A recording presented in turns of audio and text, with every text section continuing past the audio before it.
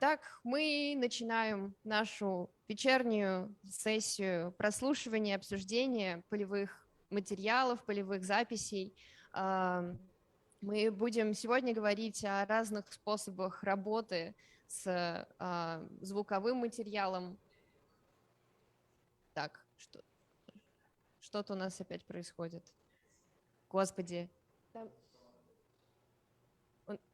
Нет, технические сложности нас не покидают. Сейчас я прерву свое вступительное торжественное слово на еще кое-что. Вот я его прервала, вот я его снова возобновляю. Итак, сегодняшним вечером мы собрались с вами в славной компании из 18 участников онлайн, 2 участников офлайн в Москве, в ГРАУНДе Солянка, смелых, бравых Алины и Виталия. Вы их можете видеть в зале. Еще кто-то, вероятно, кто-то, вероятно, находится сейчас в Санкт-Петербурге. Да, в Санкт-Петербурге нас уже трое, но у меня не работает камера, ребята. Вот такие дела, да. Вместе у нас мы пытаемся связаться с друг другом, у нас это частично получается, но я бесконечно счастлива, что у нас это получается хоть насколько-нибудь. И я благодарю всех, кто здесь, и на самом деле благодарю всех, кто будет потом смотреть это все в записи, в трансляции, которая, я очень надеюсь, тоже будет работать. Никакой уверенности в том, что что-то работает, у нас нет. Ну, давайте как бы войдем в эту неуверенность, будем в ней каким-то образом сосуществовать. В конце концов, примерно так же все устроено в поле, когда, по идее, ты долго готовишься, думаешь, вот я приеду, вот я все сейчас запишу, вот я все сейчас происследую, а дальше случается все, что угодно, но только не то, что запланировано. Будем считать, что наша конференция, переходя в офлайн, вышла, в общем-то, в поле. Так что я передаю... давайте я расскажу, что нас сегодня ждет. Нас сегодня ждут 3 сессии, 3 выступления. Первый выступит Лена Килина и Пауло Бетта, правильно, да, я запомнила?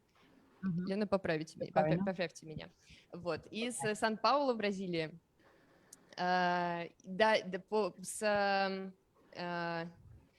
Название длинное, чтобы его не перевирать, вот передам Елене слово, и она его озвучит.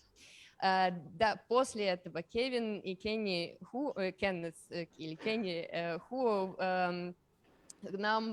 с нами поделятся записью, которая называется «Sentient Alaska», «Чувствующая Аляска». И в завершении вечера Юлия Матуни покажет фильм, на котором запечатлены уличные беспорядки во время чемпионата Европы по футболу. Как он там называется, я не помню. В общем, я небольшой футбольный фанат, в отличие от некоторых. И это все у нас удовольствие продлится почти 2 часа. Я призываю всех внимательно слушать устройства, с которых воспроизводится звук, какими бы эти устройства совершенными или несовершенными ни были, и, конечно, пытаться услышать друг друга. На этом я передаю слово Елене, и мы начинаем. All right. Good afternoon, Moscow, and in Brazil here is still afternoon. So I would like to start my presentation, and I will share screen, how Vasilisa taught me. Right.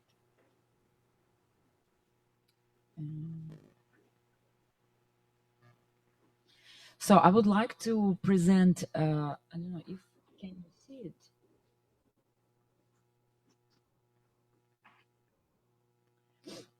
So I would like to present part of my doctorate research, which I was almost finished in São Paulo, and it's dedicated to Shanghai and São Paulo, and it will be today will be two parts. First, I will tell you as quick as possible to not take so much time about the core of the research, and then we'll show you the, let's say, artistic practice where I use sound and field recording for these two cases. So my research, which is called The Vitality of Public Space, plays the production of plays in Shanghai and in São Paulo. We'll do here, okay. So just briefly to present myself, I'm from Russia. My background of studies is sinology, is urban anthropology, a bit of urbanity as well, and I'm using visual anthropology, which is mainly photography, as a methodology for the research, and as well audiovisual art. And the geographical context for now is part of BRICS, as you know, China, Brazil, Russia, but for now it's limited by China and Brazil, Shanghai and São Paulo. And of course, it's I think this one of the biggest, my biggest motivation to participate in this conference is to show, of course, this field recording where I use mostly photography, but audios as well, and the sound. But in order to understand it, I would like how to use this methodology, because in my case, the sound and visuals is more method. How we can, as the data you collect in the field, but to build the urban anthropology research, I think important to see these things, who we are, to use interdisciplinary approach. For my research, I use the idea of space and play and place, which I will talk about it later, how we transform the landscapes, also in the theoretical ways of phenomenology, its affordances, and maybe metaphysical understanding as how we reflect and see the world, how is important the community values, because whenever you talk about anthropology and the space, we talk about community. And urban play, which I will also explain a bit later, where I use it as engagement and relationship between space and people. So in overall, this research intends through the visual analysis, through audio and different interdisciplinary methodology used to show how people makes of this space, how these places, how these spaces become places with the different meanings for different people in a different context, right? To reflect the variety forms of the play. So in this research, I would say I would like to show through this both cases of São Paulo and Shanghai, urban plan understanding, value, production of the place, and the voice of the place, which will be demonstrated at the end of the presentation. Then human condition of corresponding to landscape and leisure. So there are two case studies, which is the focus of my research, is Parque Minhocão in São Paulo and Red Town, Shanghai Hongfan in Shanghai. And these both places are quite different because we're dealing with, in São Paulo, it's like ongoing case. It's right now is like really vitality, I would say, right? It's happening now. And Red Town in Shanghai, which was demolished in 2017. So let's say we're already talk about the, in Chinese case, about the memory of the place. So if you see this Minhocão, there's also the photography I did in different field works, which would happen in 2018, 2017 in Shanghai case. That was the last months, I would say, before it was demolished. But let me speak a little bit about the Minhocão. It looks like, I'll show you shortly the timeline of that place. It is a traffic, actually the traffic highway, which was built in 70s. Then it started to transform in semi-public place, because on Sundays they started to close the traffic and people could use it as a public place, or going for a walk, doing sports, walk with the dogs, and etc. And then with the movement of activism of this, it's called association, this association of Minhocão, they started to enter this, no fight, but a big argument about the value of the Minhocão place, because it's interesting situation. São Paulo is one of the biggest city in the world, biggest city in Latin America, but has a big problem is the lack of public space. There are parks, of course, there is culture of the street as well as in almost all Latin American cities, but because of crime, because of lack of urban infrastructure, a lot of spaces, they seem to be like semi-abandoned. Sometimes citizens, they have fear, there is lack of light, for example, at night, or there is no security. There are many reasons of, let's say, having this limit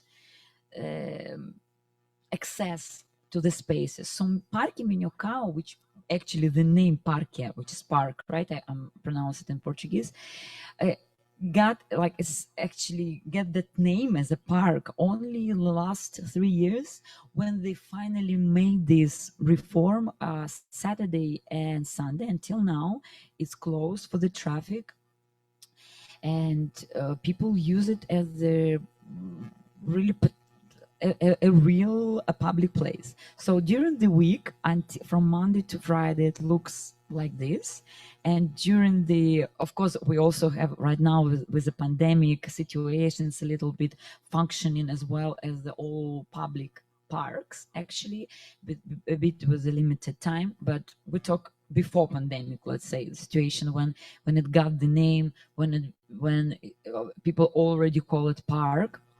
So it became like this, with a lot of public activities, with these different festivals. People, basically, it became as the urban, because São Paulo is very like a concrete jungle, as they call it, compared with Rio de Janeiro, for example, where there is nature everywhere. São Paulo doesn't have that nature, but there is also that common name, as they call Minhocão, as the urban beach.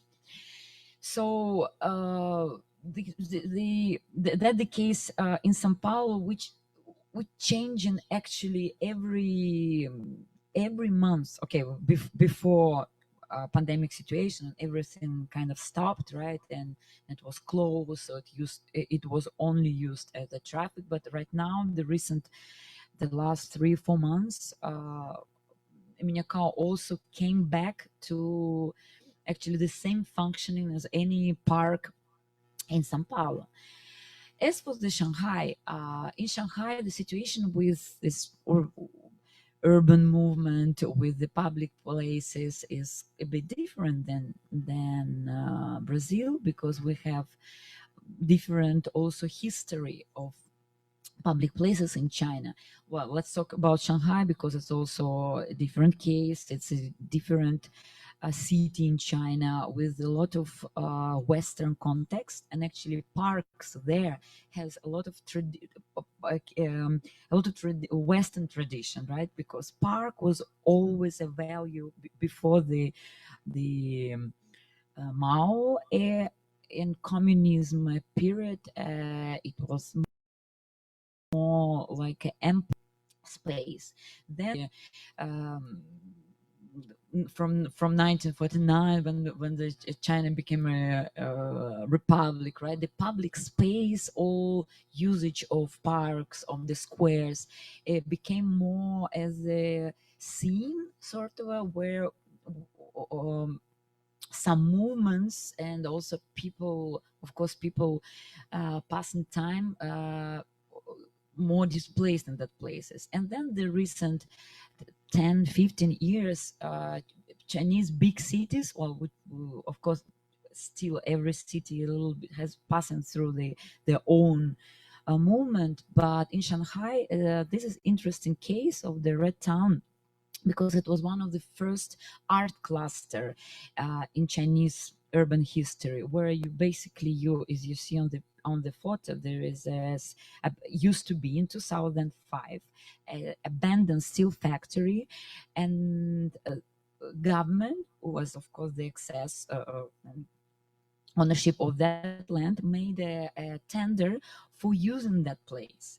And the company, which is called Shanghai Red Town Cultural Development, got the tender to build the free art design innovation zone with the green zone in front of the steel factory, which became also sculpture exhibition hall, and using more for design exhibition and sculptures. But of course, the idea was to give access to any kind of artist, any kind of creative community to do art, to do design, and it's all free and access free with the museum which was there.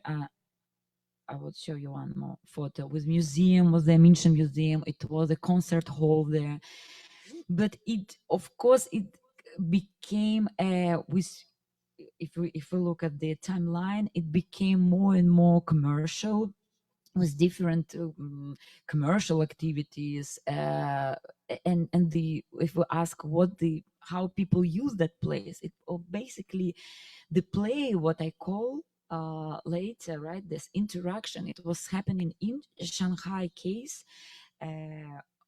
more like for people who work there, or people sometimes the resident, or because it was also surrounded with the residents. And it's actually turned into a park, what it would be in every Chinese city. But when people when Chinese don't know that you can use it as the park, it won't become like a fully park. It will be in this city. So for me, in these two cases, very interesting idea of space and place, where space is more described as a location, but not a physical, where no refers more something to abstract and substantial, and place which happening when this space is there. So it's like a contrary as a location, can be described also as the something what created by human experience. And the play, or as I call the state of play, is the idea of actually anthropology of the place, the use of public place built for activities other than those for which the space was designed, especially for interaction, communication, and leisure. And state of play, here more refer to the Dutch scholar Huizinga, who wrote actually quite a complete work about play, and also Stevens, who more talk about relationship between place and play. A place and people, right? But here I talk more that I mean more that the state of play signifies manners of interaction, these sort of a public ceremonies which are depicted by utility of public place. Here also a bit briefly to say that to compare Shanghai and Sao Paulo is very important theoretically for my research, to use this concept of affordances, which comes from actually more computer science, system knowledge, and recent years the use in design. Also, I'm a bit influenced by that idea, because one of my field work in Shanghai was in Tunzi University of Design School, where they talk a lot actually right now, of course in Chinese cases, how to bring the social and human sense in design. So affordances in that case shows what is the context of what's happening of the public places, what the environment, because place is an affordances. Affordances is a potential, and people exist there, people enact them. And the question is that some places afford play. I think in my case is more Minokao, because of this transformation from a highway to a public place, and having right now this double functioning. And Red Town, which has this history of 12 years from 2005 until 2017, and the history was that 12 years, and the play was, from my point of view, was not completely realized. Then I'm using visual anthropology. As I said, the photography became data for my research for both cases, and what I'm trying also to do in this thesis to analyze the anthropology and to analyze actually what people do from this visual approach. And the participant observation through the, as you see through the photos, is there a place and play happening, or there's only few places which can afford play? And the question would be, what happened to both places in Shanghai and in Sao Paulo? What people do there? And in that sense, sound, so photography, as I see, of course, also I have to say that visual anthropology, if we, which I think very important in field recordings, because visual anthropology more connects to a video. That's why I called it photographic anthropology. I don't know if it's correct, because I'm using more images in that sense, and the image, which is medium as well between object and the whole context, and helps actually a lot to have some interpretation, to have some analysis of the places. And then sound, which is a bit new for me in a research terms, because I'm also practitioner for performing arts, for music, in site-specific conditions. But when I was preparing for this presentation and analyzing also the poetry I was doing for both spaces, and how I could use that sound, which can give a voice to both places, I think that it's important to see that sound for me has these three parts: a sound and an anthropology, sound and space, sound and a performance. Because one of those scholars, also Schulze, Labelle, they were saying that any time you are talking, well, by any perspective you are analyzing your field work, your recordings in a field work, it can go to all those aspects, either to human factor, or to anthropological approach, or it comes to the more stage. Then we talk more of the performance, what can happen in any other place, right?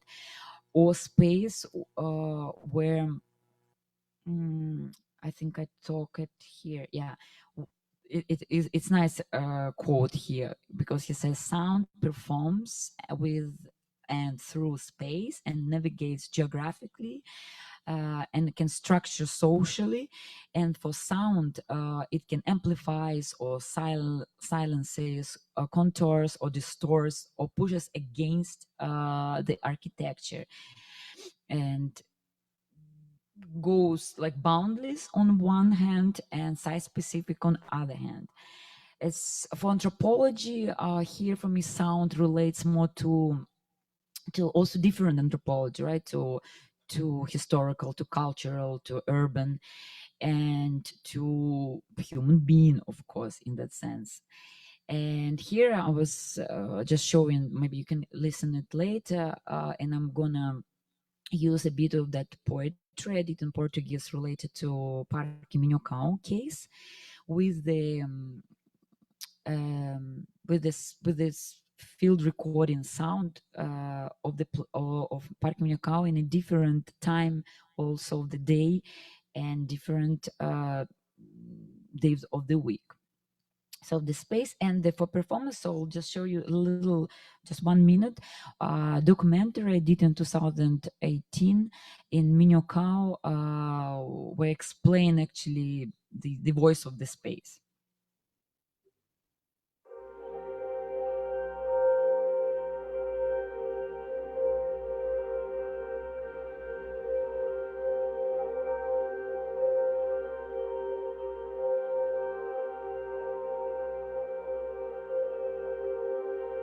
Minhocão was highway for a long time, right? And what's going on right now, last 10 years, what, let's say, São Paulo residents face as well, is a new experience in a way.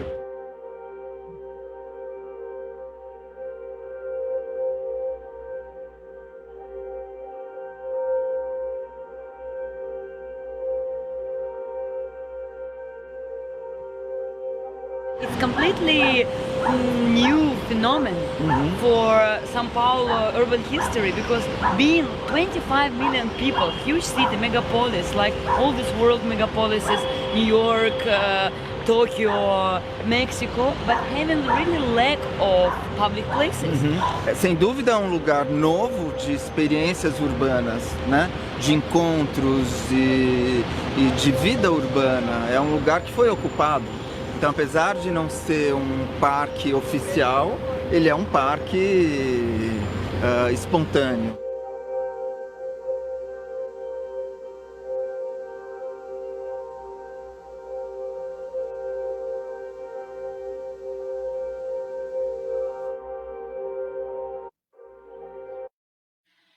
And now I will, so that was São Paulo, and here is this last day before Red Town in Shanghai was demolished. We used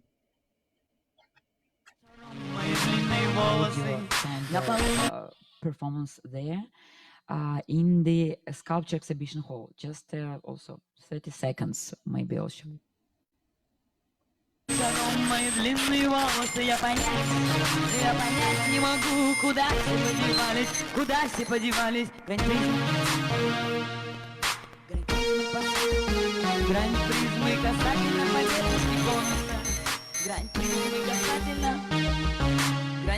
касательно поверхности конуса, сквозь окно наблюдаю круглавого зайца на полу летают, шаром мои длинные волосы.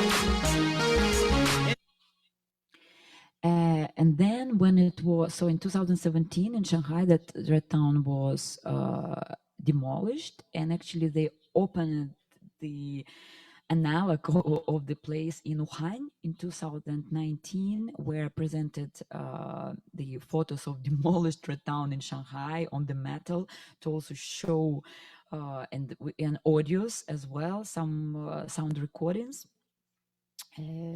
for that place.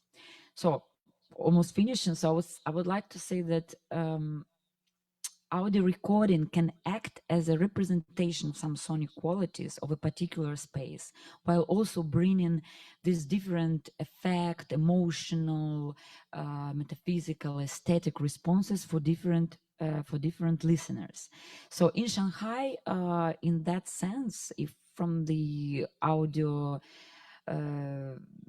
or sound perspective, for me, is a reflection of decay, of memory of the space. And in São Paulo, it's a vitality of the space. So those voices also, I think, are very different, even though those cases are very different, the cultures are different, but there are, when I'm saying more in anthropological way in my research, right, I'm also showing a lot of actually common features between these two spaces. So in the conclusion, I would say that state of play, which is the interaction, it highlights the vitality of space. Public places are of course, represent the memory, but they are also physical evidence of city evolution and the sites of people past. And it needs to be, a public space needs to be readable as a public in order to succeed. These two cases, Parque Minhocão, which started as a highway, and Red Town was as the new art design and innovation cluster, had made with the different initial conditions and intentions.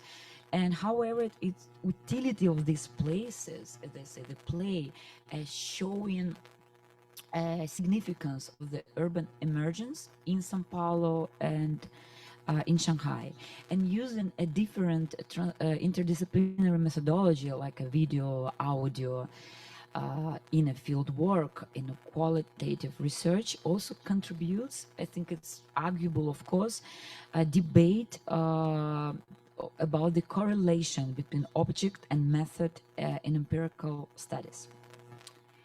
Thank you.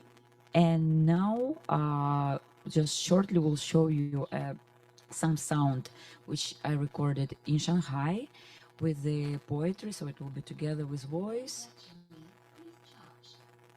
And in São Paulo, which recorded actually also in a different time, and also we'll say in Mandarin and in Portuguese. And our Paulo Beto was you.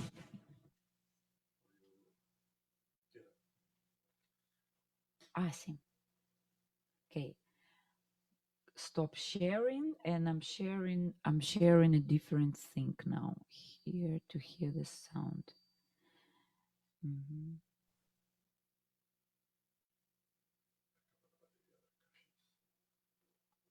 Okay.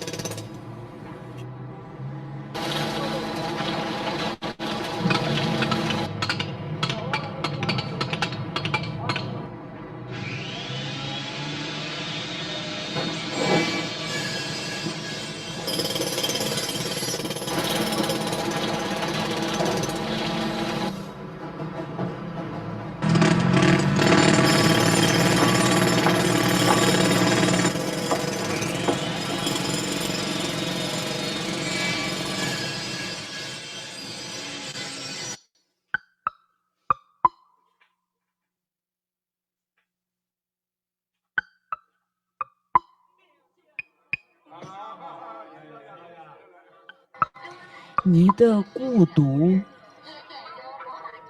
我也想去感觉，分享你熟练的把悲伤装进日常垃圾袋子里那样，但我可以吗？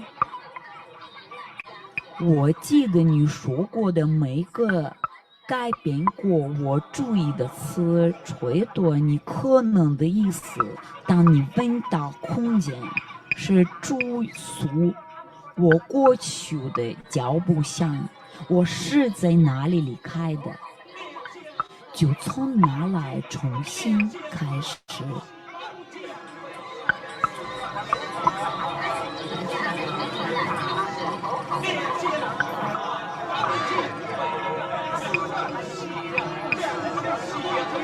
你需要多少空间来容纳我？当你的心让你感到不安而臣服时，你会去哪呢？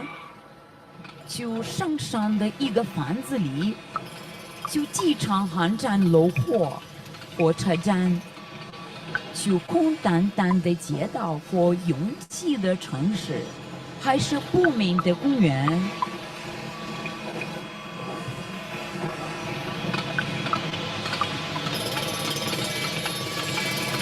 就东京、上海、霍努鲁鲁，还是巴西，就迪士尼、图书馆、殡仪馆，还是一位药剂师，到一个没有足迹着陆的地方，某个你当动过的地方，回到一些远处的地方，愿找寻，直到每个角落都像在家里那样。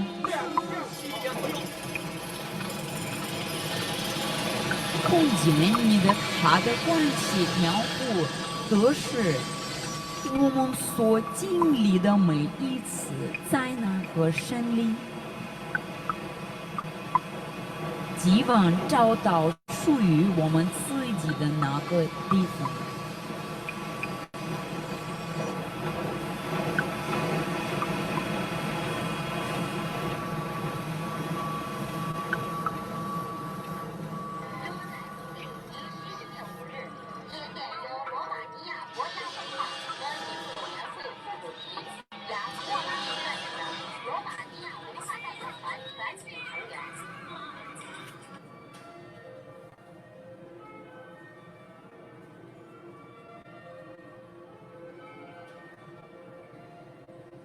Okay, now we're moving to São Paulo.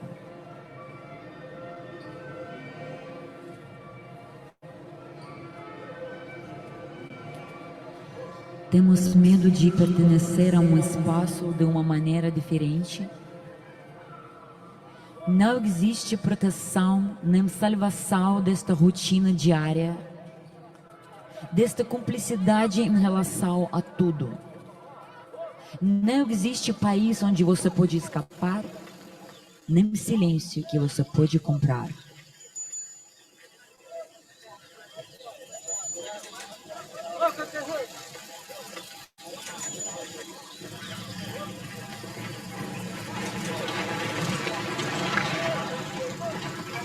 O organismo do espaço, um envelope bioenergético, sustentado por rendas arquitetônicas acidentais, de sucos materiais em intervalos irregulares, locais, pontos de ebulição, para os desfiles cívicos, sociais, psíquicos da necessidade inconsciente. Assim, ruínas de qualidade, lixo resgatado, interlúdios palpáveis, recintos, suficientemente momentâneos para fornecer proscênio para o oceano. Quando alguém desaparecer, vácuo não cai, mas sim. Objeto ergue-se, nenhuma informação é perdida. No espaço, impressões, partículas retiradas de uma impressão, o peneirado do esquecimento do mar de Deus, separado para fora novamente para pinotear sob a estrada, separado a parte de trás de buraco negro. Em impressões feitas de jogo, carinhosamente redistribuído por todo o lugar.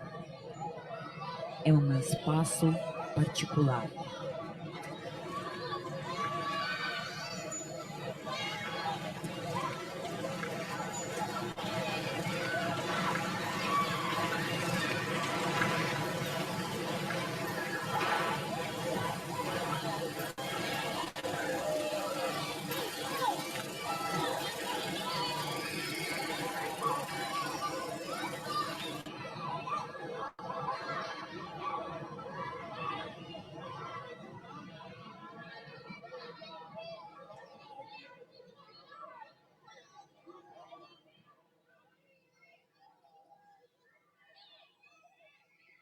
Thank you. Спасибо.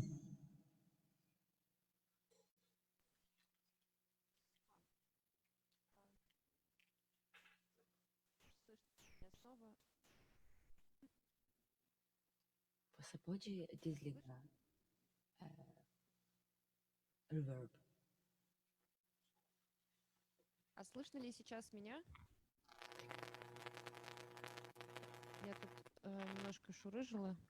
Вот так вот, наверное, слышно. Вот сейчас слышу, Василий. Всё, хорошо. Спасибо большое. У Кенни есть вопрос.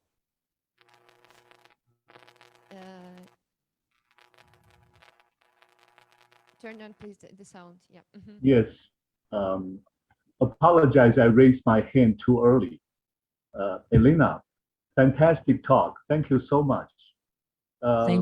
You know, as an architect for 30 some years, particularly when I start hearing, even though I'm not Chinese, I was born and raised in Taiwan, but I always feel that because you use Chairman Mao to quote, right? Because my parents came from Mao's province.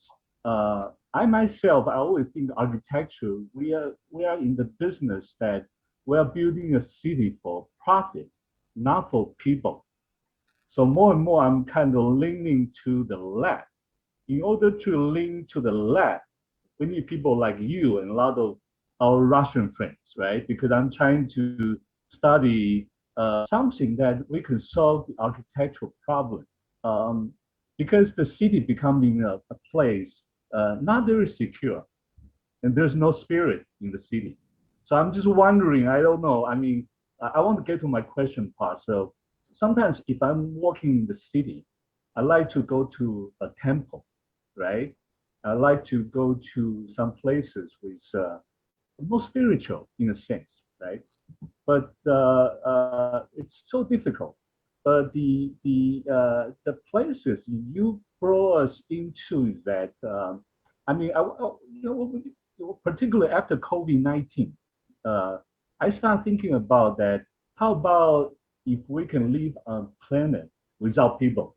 So there will be no construction noise, right? Will be not the sound that you're sharing, but you know, a place nicer and quieter. Because in a way that we try to avoid sound, in a sense. I'm trying to say that actually noise is not sound.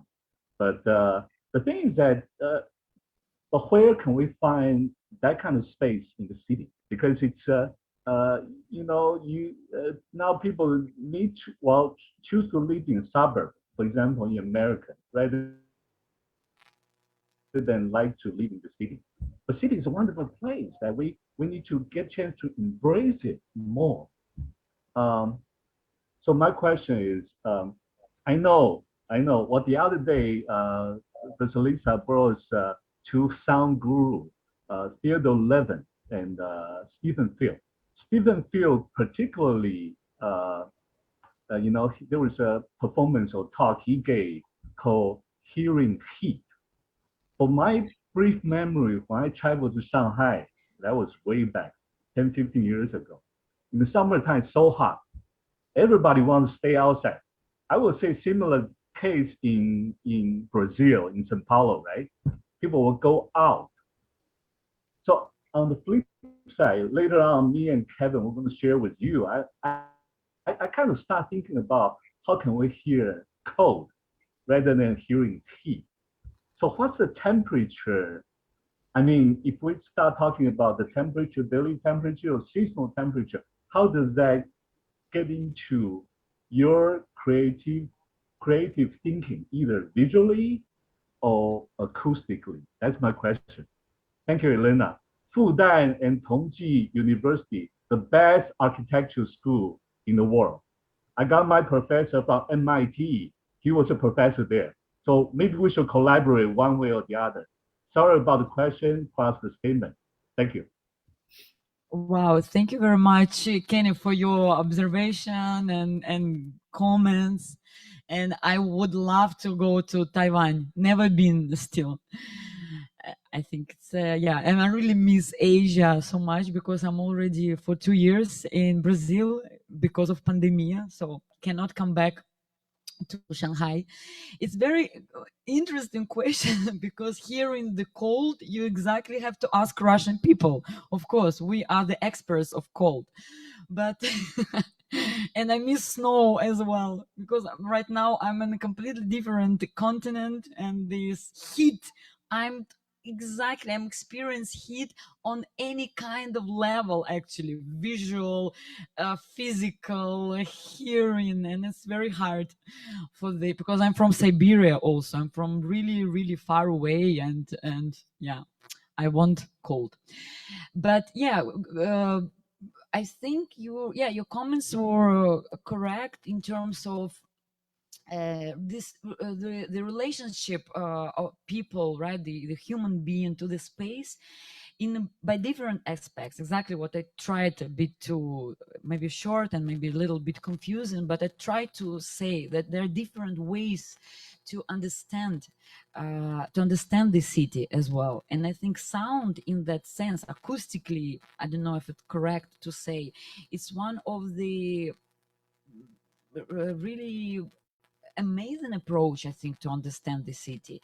And as you also mentioned, the silence, I think it's a big problem in any kind of megapolises, especially in Chinese cities because it's overcrowded. But São Paulo, for example, is also a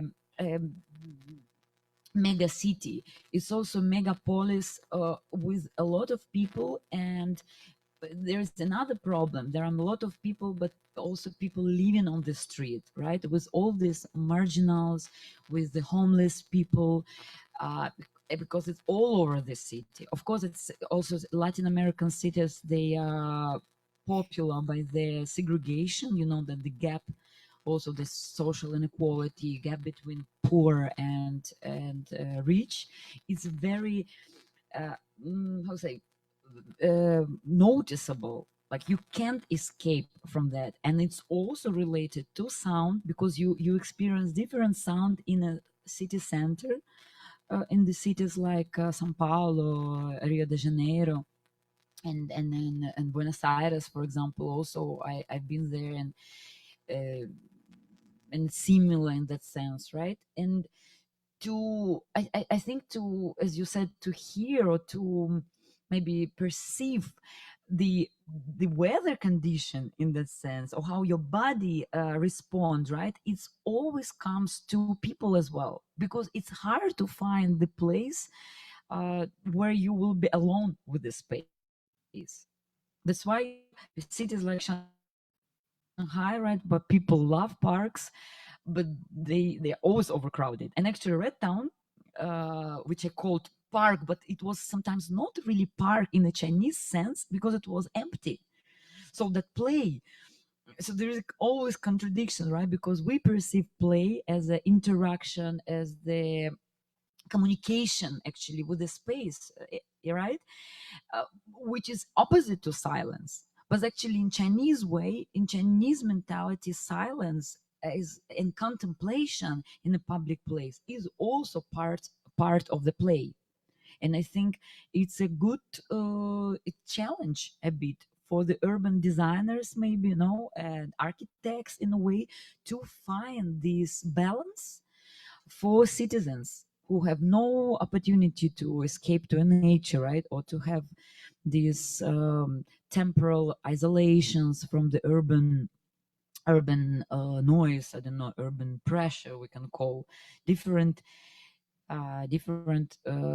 situations we face. And I think pandemic in that sense brought us this experience of silence of the space, your silence, your personal silence in a place. And yeah, Kenneth, thank you very much for that idea. I'm gonna explore more how to hear the cold. Yes, well, just, you know, I want to say I truly love your urban phobia, that terminology. I myself, well, I want to consider that I'm an environmentalist, right? The thing is that nowadays I'm thinking about that we need to change the system or the systematic approach to something rather than purely thinking about climate change. But the temperature, you know, see, I mean, we're human beings. We have to live in a certain type of weather to be able to survive. But COVID-19 gives us opportunity to make sure that either you survive or you're going to disappear. Thank you. Thank you very much. Yeah, thanks. Unfortunately, we have another question from Mariana, and it's very tempting to go to for this question. But yeah, I need to remind you that we don't have all the time in the world, and we need to move forward. But Mariana, probably if your question is short, then we can ask for a short answer as well. Okay, can you hear me? Yes. Yes. Hello, Mariana. Hi, Lena. Hi, so nice to see you, and thank you for the presentation. Спасибо. Yeah, actually, that's. I had two questions, but one of the questions you already answered partially, I guess. So yes, I'll be quick, and I try to be as short as possible. It was really curious to actually, while listening to your presentation and observing everything that you were talking about, I thought actually about the sound in terms of this cultural differences, right? Like how the anthropology can speak through sound and the soundscape.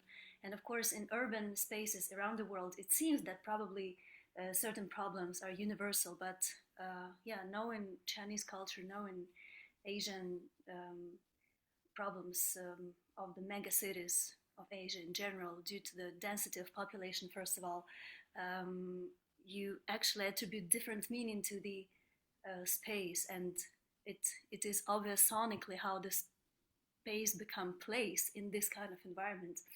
And I mean, and even in like China, big cities, Shanghai and Beijing, this kind of known places, right? What like Marc Auger, you know, what he calls this transition or known places. They're usually quite loud still, and yeah, sometimes you're trying to to find sonically different environment to be able to attribute the meaning to this space, which was kind of obvious in this case that you just described. Yeah, so maybe I will ask it a little differently. In case of Hongfang, right, the red town, like what was the official reason for the demolition of this place? Because as I imagine, initially the urban planning wanted to attribute a new function to the kind of abandoned factory, right? And it seemed that it succeeded, but finally the place was still demolished. And so is this because of really, I don't know if you were able to actually to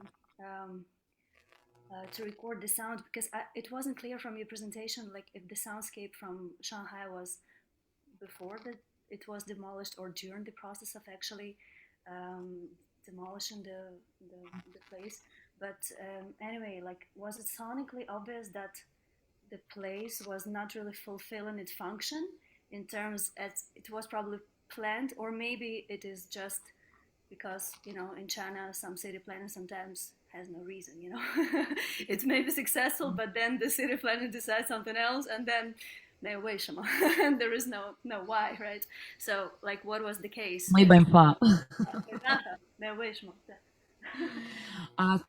Thank you very much, Marina. First of all, I will be fast.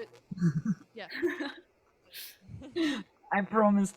No, thank you very much, Mariana, because it's Mariana is joining my friend. I invited her for this session. She joined from Kyiv, so hello, Kyiv.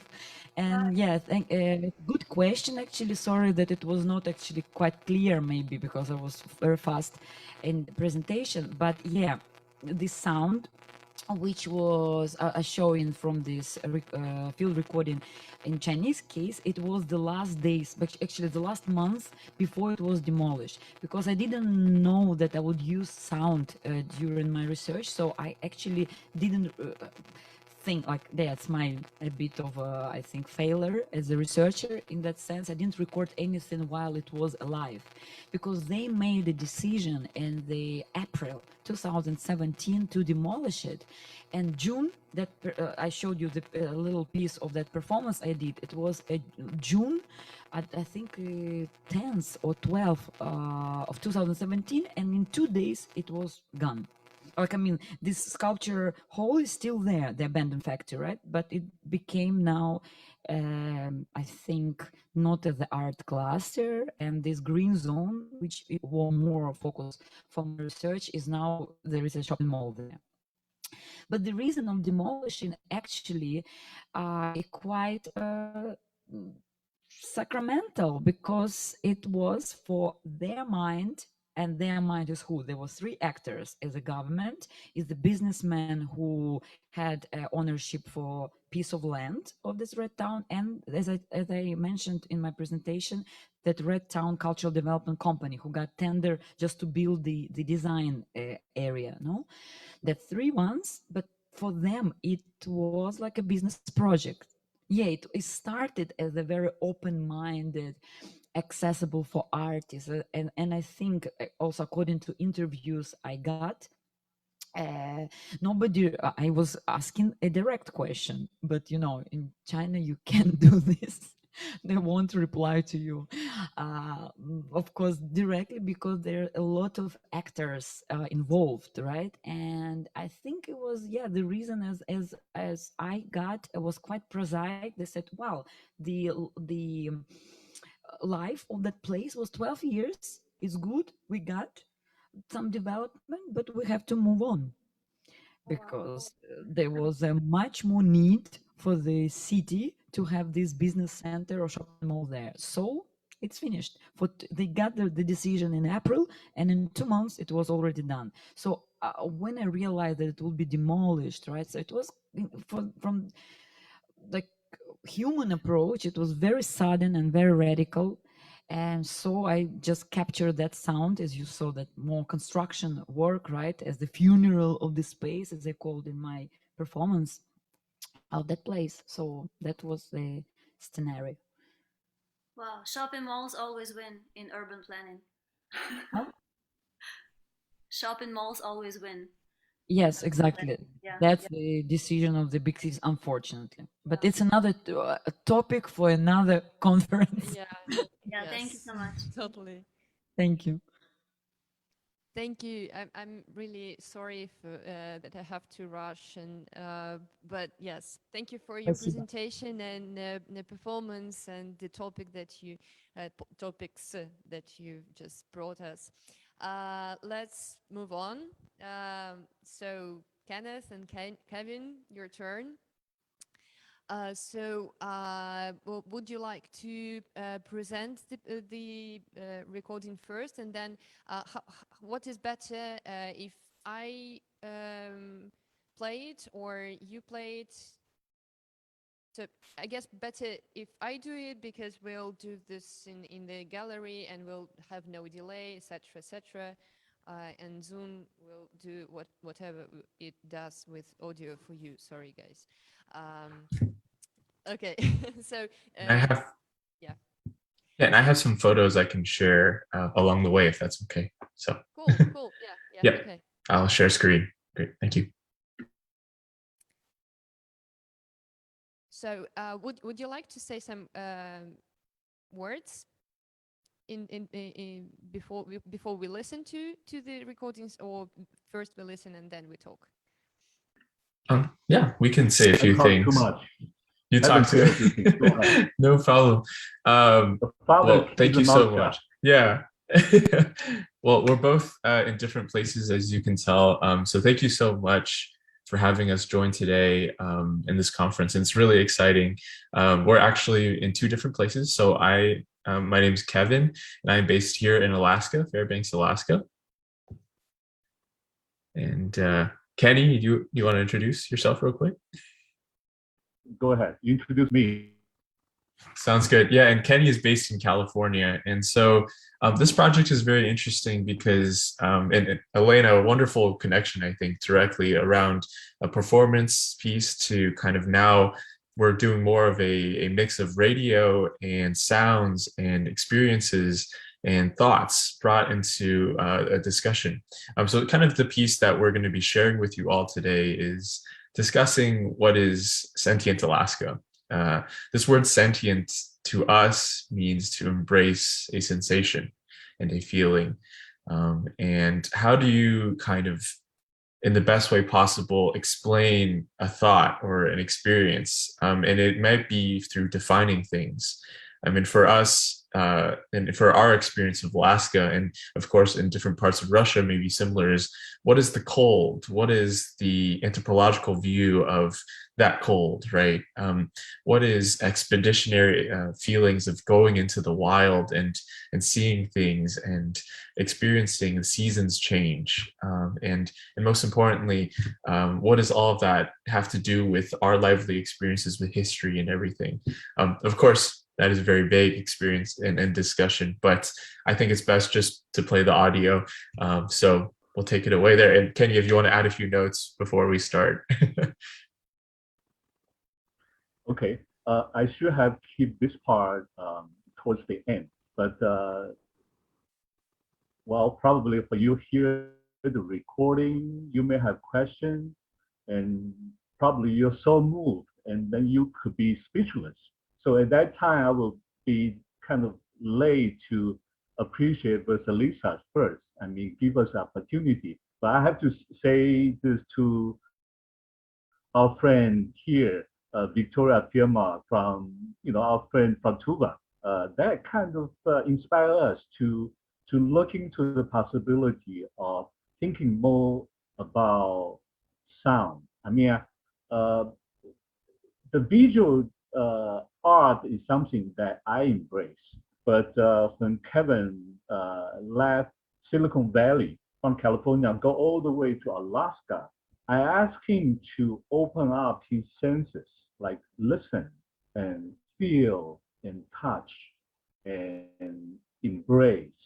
And he has a lot of mentors that in the School of Political Science and Anthropology. So for juggling between, you have to find a link. So mainly today's recording is some of his creation.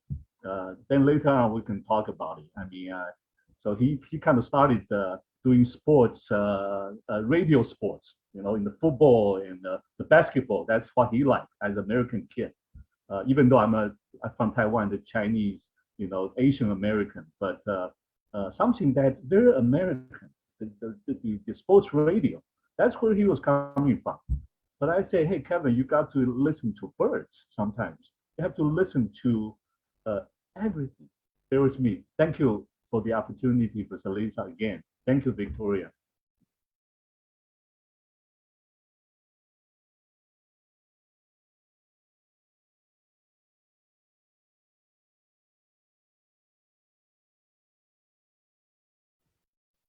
Yeah, I'm sorry, we had bad connection, but yeah, I'm back here. Thank you very much. Then I'll play the audio.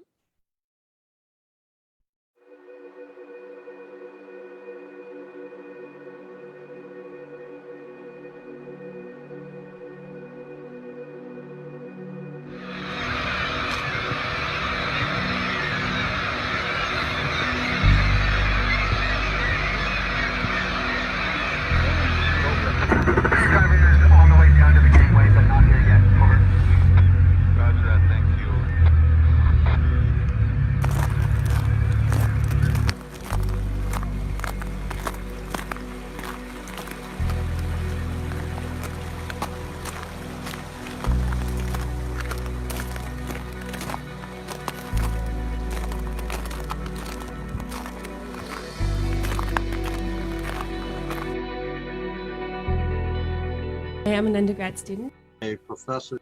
I'm the curator of the oral history collection at UAF. Archaeology professor. A senior here at UAF in anthropology.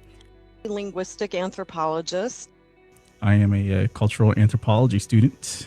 A freshman up at UAF. Curator of archaeology. An international student at UAF. I'm pursuing my master's in petroleum engineering. Cultural anthropologist. Medical anthropology. I'm an anthropology major, but I'm also minoring in history. Professor from University of Copenhagen, Denmark, and the University of Cambridge in Britain. Teaching most of the archaeology classes here at UAF now, and I'm running the zooarchaeology lab. I'm a cultural anthropologist. And we are speaking of anthropology.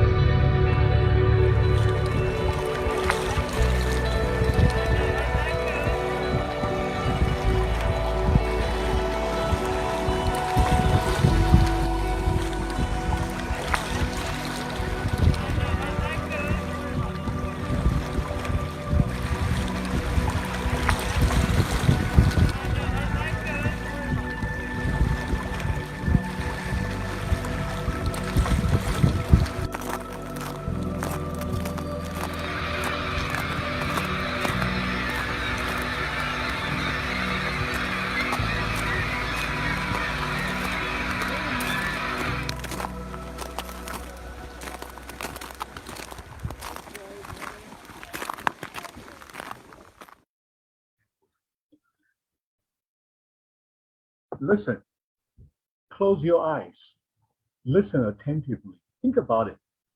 Have you ever heard of a nuclear test explosion? Those historical dust and turbulence that wipe out humanity and want to completely destroy civilization. Hiroshima, Nagasaki, Kazakhstan, Chernobyl, Kamchatka Peninsula, Soviet Union, Russia, Washington, D.C., and Berlin Wall. Have you ever heard the deafening fighting on the American football field? Yale, Harvard, Stanford, Berkeley, Southern California, and Michigan. You look at those football players, look at the slavery or liberation of ideas in this 21st century ivory tower. Have you ever heard of George Schaller? Those pioneers in wildlife observation and environmental conservation have deliberately tried to fight, protest the polluted wild and ruthless resource extraction from the greed of Anthropocene. Under the pressure of Earth's population and the garbage cities in the south, metropolis, and all the other species on the verge of extinction. But you, from the grassland of Africa to the Tibetan plateau, on the Shanghai plateau, watching the tiger from the Siberia Far East, the fish owl, listen to the peregrine falcon and the buzzard wandering between the New World and the Old World, the death of the flock of passing migratory birds, those who have been heavy industrial pollution on the Yangtze River, Yellow River, Songhua River, Amur River, Heilongjiang River, and the sky that you cannot see, and those under the water that are forced to age out by noise pollution of a nuclear test missile defense system. Have you ever heard Henry David Thoreau, the one an anarchist thinker who knows how to reflect and return to nature as the imperial colonialism in the United States progressed, began to expand to the west coast of the American continent, and at the same time, amidst the honor of expansionary bureaucratic system established by the industrial society civilization, let go of everything and enter the northwestern United States as an antagonist. Besides the deep forest and the warden pond, in a small wooden house, thinking behind closed doors, walking the woods, human and the living environments can interact with the quiet spring cold, summer, autumn, and the winter snow. As a political and economic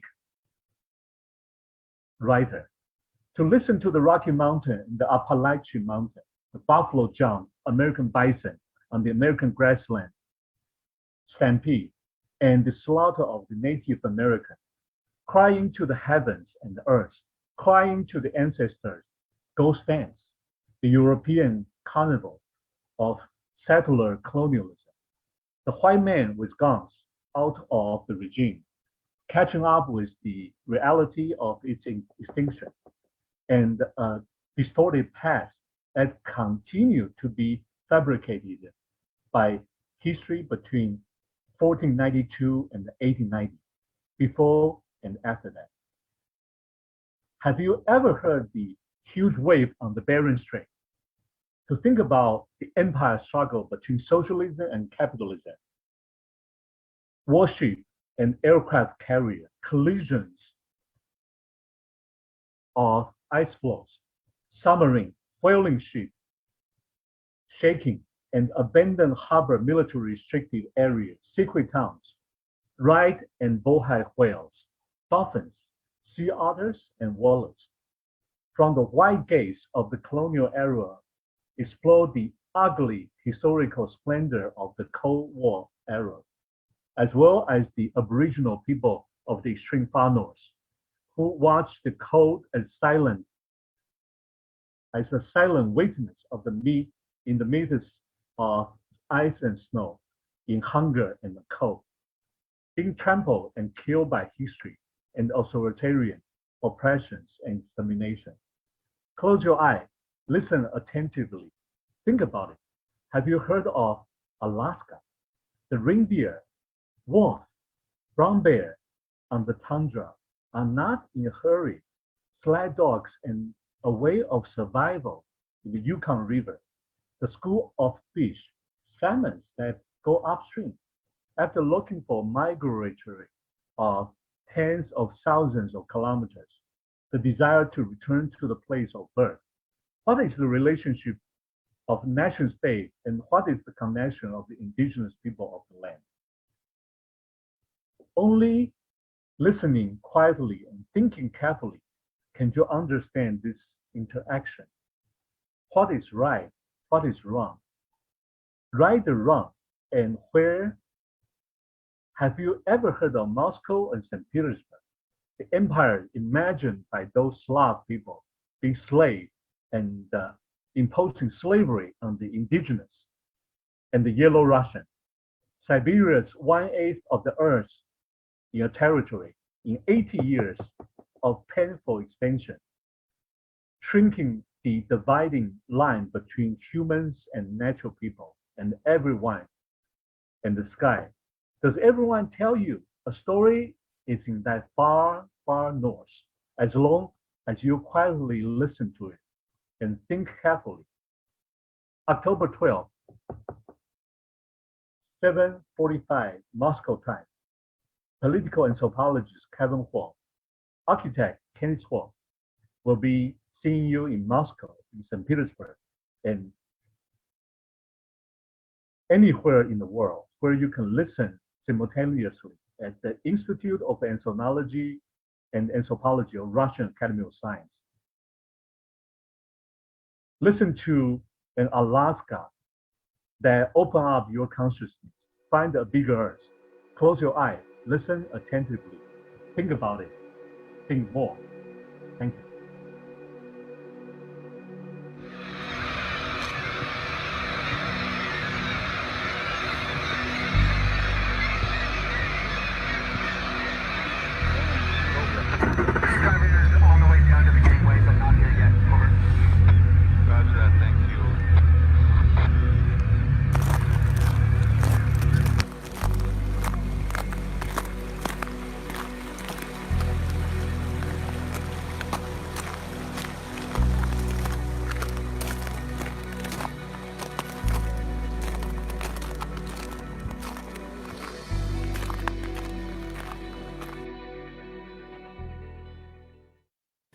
Typically, a song is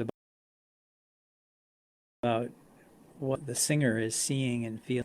Mm-hmm. So he'll talk about he or she will talk about the birds chirping and the sun shining and the river flowing and the breeze blowing and maybe more specific features of there's the mountain pass in our view, and those kinds of images are the most common in the Hodula tradition, and it's what the linguist from UC Santa Barbara, Wallace Chafe, talks about as immediate consciousness, where the consciousness is an expression of what you're experiencing immediately. Mm-hmm. And if it's what you're experiencing immediately is not what coming from your own memory or your own reflections, but coming from the external, he calls it extroverted immediate consciousness. And extroverted immediate consciousness seems to be characteristic of the Hodula genre. Mm-hmm. And so that, and there's a musical characteristic too of a kind of ground tone that gets repeated throughout the song. So that's what we're trying to do, is identify the genre. And then what's fascinating to me is that it's a genre of immediate experience, but that is traditional. Mm-hmm. So it's not a tradition that actually reproduces itself by singing about the past or Mm-hmm. singing about traditions or but it reproduces itself as a tradition of immediate experience. Yeah, so as opposed to the tradition being we just happen to sing, we all sing about like this same exact mountain. It's a tradition of singing about what is in your own immediate environment, but that you've done, and it's not a song about something that has existed over time. It's not a song that what exists over time is that form of experience. Mm-hmm. Yeah, that is very interesting. And in the current discussions about human environmental relations, there's Mm-hmm. One of the things that I'm working on pointing out in the article I'm working on is that this is a form of human environmental relations that is not knowledge. Mm-hmm. It's not traditional. This is kind of the paper that I gave at the Alaska Anthropological Association meetings Mm-hmm. just recently. It's not knowledge. It's not traditional knowledge, and it's not a practice. It's not a subsistence practice, but it is a human environmental relation. But it is a human environmental relation that is based in a song and tradition. And you could say there are other artistic traditions that do that. So sculpture, or painting, or image arts that image the natural environment is also a human environment relation. Yeah, a little different than maybe what folks traditionally think of with the human environment interaction, but definitely one nonetheless. Well, and two, for like other genres, your description of these songs, some of the content, it reminds me of like the like romanticist poetry of the 19th century, and dealing with nature and stuff, which also would have its own effects on the formation of popular and national consciousness, right? And that was a big important part of even the German movement that you're talking about, Herder, and the association, I guess maybe kind of like Iceland, right, of like where you are in the environment becoming like a defining characteristic of we are a country of these natural features, and we have forests and rivers and meadows and that kind of stuff. And so do you see any similarity then in that with an association for these types of songs as and what they're singing about, and as part of like this creation of an Idleman identity versus being some other type of Kamchatkan people, or Kamchadal or Koryak or something, or That's a good question. I don't. Well, yes and no. The evidence that I would say is that suggests that it's actually related to ethnic self-consciousness is that we have an example of a hodula from Jokelsen's collection in 1910 and 1911 on wax cylinder. And it fits the form. We don't actually know what it says because it's really hard. The recording is so scratchy. It's hard to determine what the words are. But but it's called a hodulai, which is close enough to hodula to suggest that it's the same thing. And the fact that Jokelsen went there to study the Itelmen people and they gave him a traditional song and called it this suggests to me that they were at least conscious of this as being something that is their tradition. So yes, maybe. Maybe on the other hand, in contemporary usage, it doesn't seem that people are that much thinking of the hodula as something that's particular. I don't think they recognize it. They wouldn't be surprised if Koryak people sang hodula and others did. Yeah, they wouldn't think of it as something that would. They might think of it as Kamchatkan, but even that, I'm not sure. So it might have been originally an Itelmen thing, but at this point it seems to have diffused a little too. No, because I don't know of anybody in the Koryak. I haven't seen any Koryak songs that seem to fit the model, but nobody thinks of it as. Okay. As far as I can tell. Yeah. No, that isn't like an interesting distinction, though.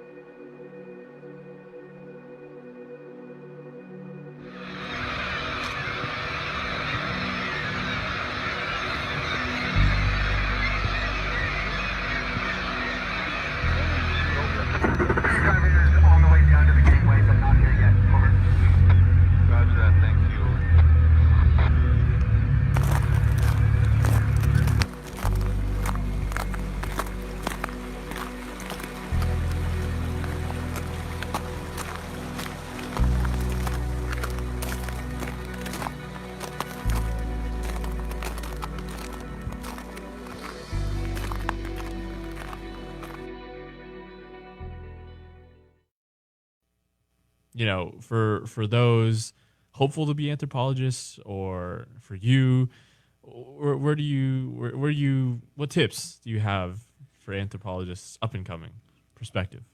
You know, I think it starts off with a very simple idea of not feeling first and thinking first. I'm going to take this from John Trudell again one more time. Is he says responsible thinking. It's our responsibility to think as intelligently, as coherently as we can. It's our responsibility to make sure we continue that, because our speech means nothing if we don't think about it first. For all the training anthropologists, the young anthropologists, people that just want to learn about culture in general, really take a step back and look at how you're framed in the rest of the world, with the world around you. How you change the perspective of someone, or someone changes the perspective of you in relative position to where you are and where they are. And maybe try shaking hands and giving your name first before talking about what you believe or what you think or what you feel. That's probably, yeah. This is the final question, Dr. Bilosov, and we thank you for coming in today. Sure. We ask all our guests, how do they define anthropology? Because for a lot of people out there, they don't fully know what that definition is. Could you give it to us? Well, it's a good question. I mean, to me at least, I think I see anthropology as something quite broad. I mean, so it's spanning from doing DNA and molecular research on human history, as I do, which some people would call it molecular anthropology, I guess, and all the way to look at cultures languages, oral traditions. So it's all about, you can say, understanding human behavior, both in the present and in the past, and in the context of the surrounding environment. That's how I look at anthropology. So it's extremely broad in that sense, right? But I don't think there's anything wrong with being broad. What is anthropology to you? I had an answer. I had an answer before I started thinking about it, if that makes sense. What is anthropology to me is what does this field actually need from me is probably not the answer you're looking for, but I think that my perspective is on how I see things, how I see human beings as unusual and very curious. Their behaviors, their mannerisms, their ideas, their thoughts, their art, everything that makes a human being, and what we do with what we can do is probably what anthropology is. It's just finding a way to see what we can do with what we know about ourselves. We have our final question. Yes, our very last question, the one that we ask all of our guests, and always produces a wonderful, wonderful response. So our question for you today, Dr. Zhu, is, for you, what is anthropology? Yeah, so that's a really good question. I think, when we were first opening up this episode today, you guys were asking me about, like, what is it? And kind of we talked about the familiar becoming strange and the strange becoming familiar. But I think for me, anthropology is, I've always had this really intense curiosity about people. And so when I came into anthropology, it was like this fit. I finally found my people, right? I finally found the people that were also intensely curious about the world and about the role that people play in the world. And so for me, it satisfies that curiosity. And it's also allows me to keep asking more questions. I think one of the things I really struggled with as a younger person was, what am I going to go into? What do I want to do for my career? And anthropology really allows you to keep asking new questions. You're never, sort of done with it. You can keep asking new questions, keep meeting new people. You can keep learning new languages and exploring your world. And I think anthropology is a perspective that also allows people to learn about people very different from themselves, and I think that that's a really healthy thing to do. I think we need more of it in our world today.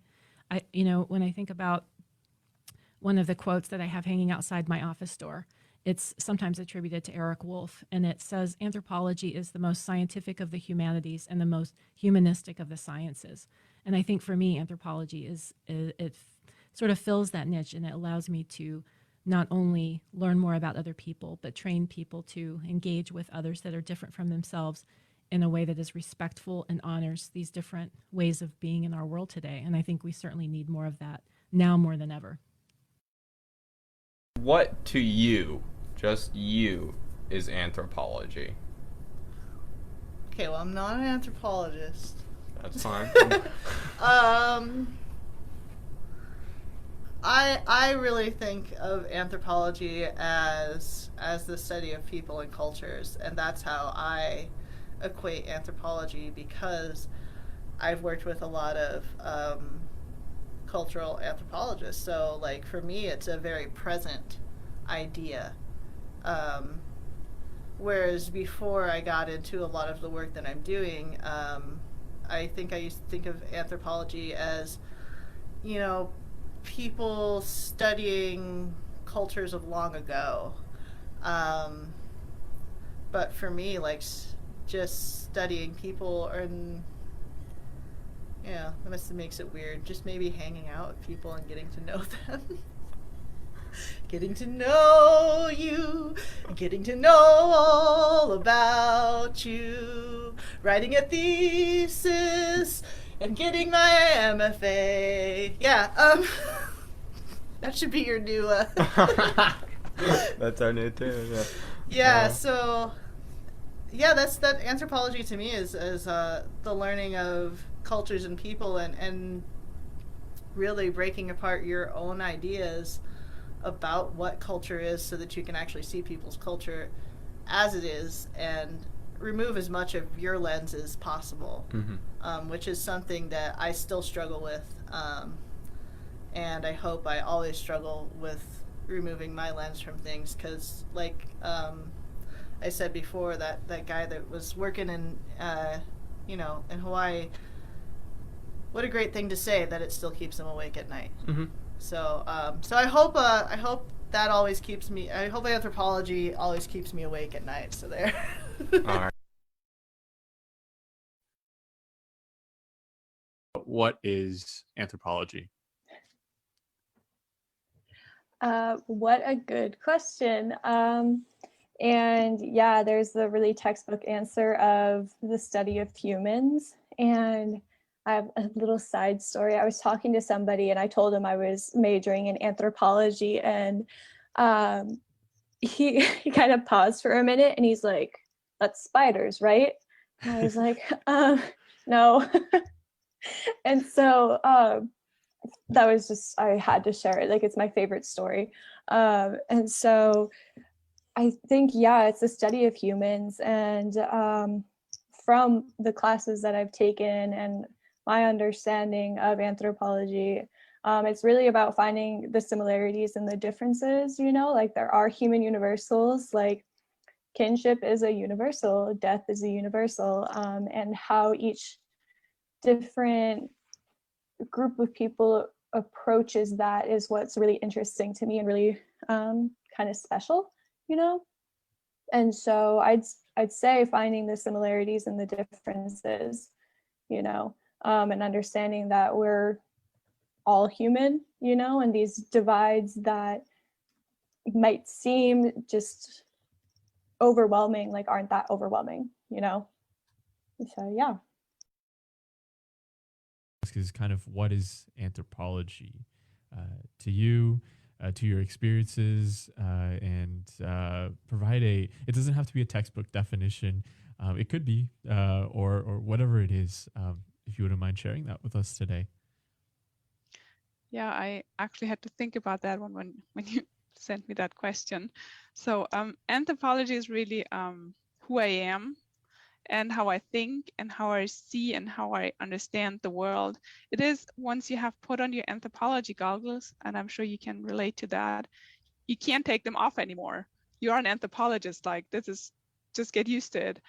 And the more you know, the more you're going to see. And so this is obviously an endless and a very exciting endeavor. It really helps you to understand the world around you. And I think that today this is highly relevant, that we understand current social movements through the lens of anthropology, because in anthropology, we have all the tools to study cultures, relationships of power, cultural expressions as they evolve and as they clash, and we can share our insights and understandings about the world and with the world. So we have the means to contribute a lot, and it's not a surprise to me that anthropologists oftentimes end up being advocates for the people they work with. Once you see and understand, you can't step back anymore. The world would be much better off, that's what I think, if we had more people with anthropological training, so that's for sure. And I want to refer to a quote by Elaine Drew from Anthropology, who was on the program earlier, and she said, like, when you teach the introductory course, about 100 ANT, what is it, ANT? And 100X, yeah, the introductory, which has as a theme what makes us human, and it really helps when people discover what anthropology is and how different ways of seeing the world, of understanding the world, how eye-opening that is. And I think that is really what anthropology can contribute to the world and to making it a better place. So it makes us all understand more and really grow us personally and what makes us human. Yeah, it makes us more human. So I think that's why it's essential that we keep doing anthropology. Speaking of anthropology, is a show that Dylan and I created since September of 2019, I believe, Dylan.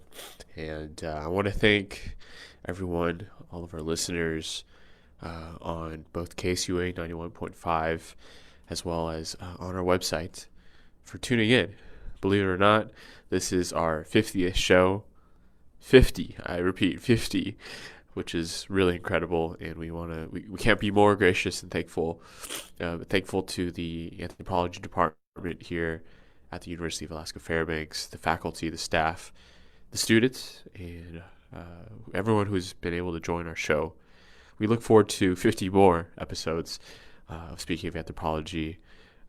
Through the 50 shows, Dylan and I have definitely gone through many ups and downs in terms of technical difficulties, adapting to movements and people from places, both Dylan and I being never in one spot.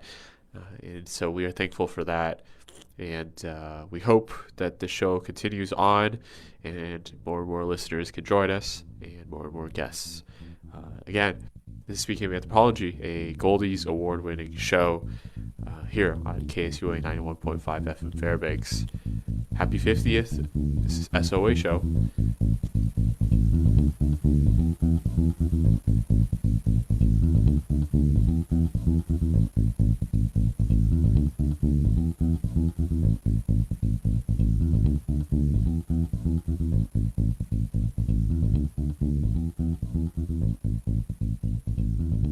We want to thank everyone for listening to our extended podcast, essentially. But what's beautiful, I think, about it, and we'll open up to questions and, of course, move on to the next presentation. But I don't know if Kenny have any other notes, but my last note to everyone is it's kind of interesting to listen and hear in summation, collection, what Alaskans think about what anthropology is. Of course, in this sense, it's a specific field, it's a specific question, but I think it brings together what the Alaskan spirit, the experience of what it means to be in this world and in this beautiful field that we all are a part of. And it's also great, I think, to just connect all the dots of what all these thoughts are. And so thank you so much for having us. Kenny, if you have any final thoughts as well. Well, you all know that I'm Kevin's partner in crime, but I'm also his father. So a lot of things that I rely on whoever he can find in Alaska to guide him into doing something so profound, which is listening, right? And understanding and feeling. So like I said, I'm very much a listener, and this is Kevin's show. The thing is that now I'm encouraging him to not only stay in Alaska, but listening across Bering Strait, go to Kamchatka, through Siberia. Maybe he can one day reach not through the Northwest Passage, maybe arriving in Vladivostok, okay, and take the train going to Moscow and Petersburg, and get a chance to learn and listen to all of you. Well, thanks so much for listening today. Thank you. Thank you very much. And I have a comment, a very short one. Unfortunately, we don't have time for questions. But yes, my comment is that it's interesting that, first of all, yeah, thank you for sharing anthropologists' voices, because there is a practice of deleting anthropological questions from the interviews, etc., and leaving only another side to listen, to judge, to objectify, etc. It's quite good, and I really appreciate that. But also, what language anthropology speaks is my question. Does it really speaks English, or it speaks different languages? I mean, why all the anthropologists were speaking English? It's not a question for you. I know that there is a concrete answer, but it's a question for the whole situation here. I have to say that it was very difficult to follow the speech. For me, I do sort of speak English and I sort of understand it, but in listening to these interviews here in offline space from like speakers, like big speakers, in a really big hall with the special acoustics, I couldn't really understand the meaning. Well, I tried to listen to it as just sound. Also, it didn't work because like speech is not just sound. It's something very demanding. And I will just open these questions for final discussion, probably how would we deal with this difficulties in communication, and how can we use not only the language to communicate between anthropologists, because we are here in this conference already for many days and we are just talking and talking and talking and talking. And yeah, I hope that we will find some ways to listen to something more than talking when we are listening to each other, not only to the space when we go like to the field, you know. Yeah, but really thank you very much. It's very valuable.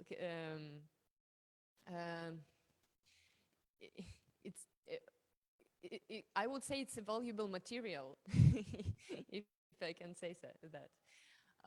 Well, please allow me to say something, Vasilisa. Yeah. Yeah. Thank you so much, not only for the opportunity, but that very important comments right there, you know, touch my heart. English is not my first language. I've been in the United States for 35 years. And while English may be Kevin's first language, but something I learned by reading very famous, I think probably you know him, Professor Dmitry Funk from Moscow State University. He wrote an article saying that the lingua franca of anthropology, well, he said that it's English. And the thing is that I asked Kevin to think otherwise. That's how he was in Heidelberg University last year learning German. But still, that's an imperial language, you know. His best professor, you hear a small portion of his conversation about Intelman from Kamchatka. He learned that language right there. So definitely, yes. I mean, I'm 100% with you. That comment is just, we need to take into the heart, right, Kevin? What do you think? I mean, just very nice. We should stop. We should make all anthropologists shut up. You know, erase their voice completely. Thank you. Thank you. Yes, we now I need to tell, I will switch to Russian now. Sorry. Да, теперь у нас, что у нас сейчас будет происходить? Сейчас мы завершим трансляцию на YouTube. И следующее выступление Юлии Аматуни, или Аматуни, я, к сожалению, не знаю, как лучше ставить ударение, как нужно. Вот, мы будем смотреть вживую, онлайн лайв и офлайн лайв, но в общем в записи это все не будет. Поэтому если хотите досмотреть до конца, то вот оставайтесь с нами. И да, и не будем мы это записывать, потому что видео присутствует сцены, которые лучше не выкладывать в интернет. Вот, насколько я поняла по комментариям автора. Поэтому на сегодня я прощаюсь со всеми, кто нас смотрит в трансляции или будет смотреть, и благодарю вас всех и жду приглашаю смотреть все остальные записи и трансляции, и вот, спасибо. Но